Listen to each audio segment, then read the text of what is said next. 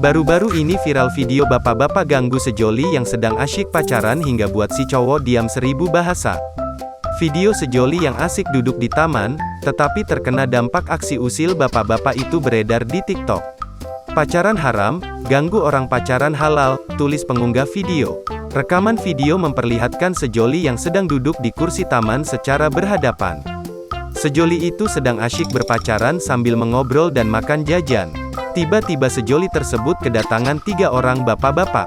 Awalnya sejoli ini biasa saja, mungkin mengira hanya bapak-bapak yang ingin lewat.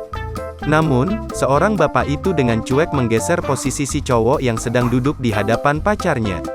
Bapak tersebut duduk di belakang si cowok yang memunggunginya. Alhasil si cowok yang sedang duduk tadi badannya jatuh ke depan pacarnya.